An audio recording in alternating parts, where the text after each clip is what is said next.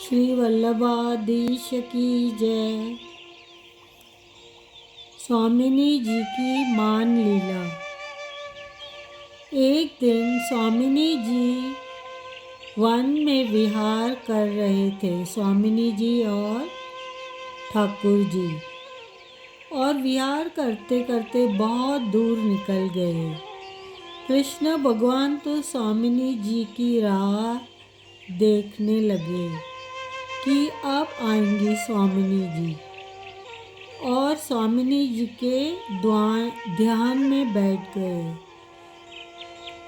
थोड़ी देर फिर स्वामिनी जी वहाँ आए और देखने लगे कि इतने समय से प्रभु किसके ध्यान में बैठे हैं, और प्रभु से बोलने लगी तो भी प्रभु उसे जवाब नहीं दे रहे थे।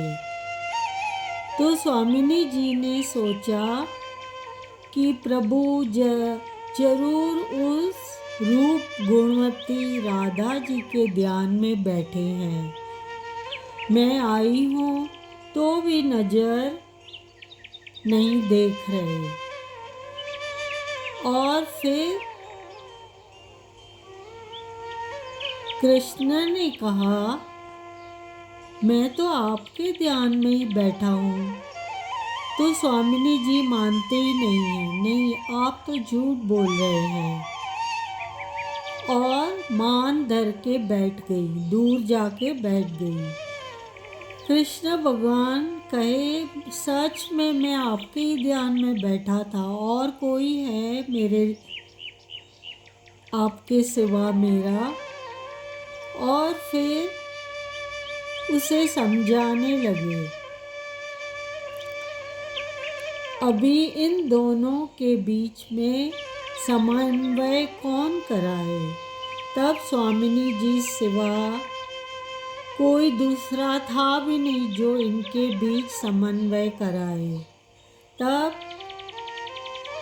जब दोनों बैठे थे तब उनको इतना विरह हुआ कि इस विरह में से एक तीसरा स्वरूप प्रकट हुआ। और यह तीसरा स्वरूप कौन था? श्री महाप्रभु जी। बोलो श्री वल्लभाधीश की जय।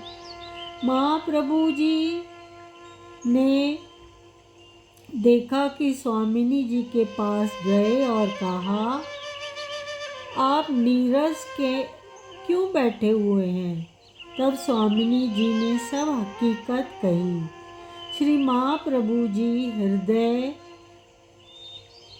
आप कृष्ण के सामने जाकर बैठो तो ये खुश होंगे। स्वामिनी जी तो कृष्ण के सामने जाकर बैठी और दोनों आनंद से मिले एक दूसरे से। बहुत ही आनंद हुआ उन्हें, और दोनों श्री महाप्रभु जी को खूब खूब धन्यवाद देने लगे कि आप इतने महान हैं। और उनको घर ले गए। कृष्ण भगवान ने कहा कि आपने हम दोनों को सम्मान दिया, और दक्षिणा में मैं आपको यह श्री कृष्ण शरण मम मंत्र देता हूँ, ये कंठी देता हूँ, और आप भूतल लोक में जाओ और देवी जीवों को यह मंत्र और कंठी दो, ब्रह्म संबंध कराओ। भूतल लोक में आपको मेरे से भी ज़्यादा कीर्ति मिलेगी। और वल्लभ प्रभु से भी बड़े हो गए, इसलिए उनका नाम महाप्रभु पड़ा। श्री महाप्रभु जी को अष्टाक्षर मंत्र श्री कृष्ण ने दिया और कंठी दी। बोलो श्याम सुंदर श्री अम्बे महारानी की जय। श्री वल्लभाधीश की जय।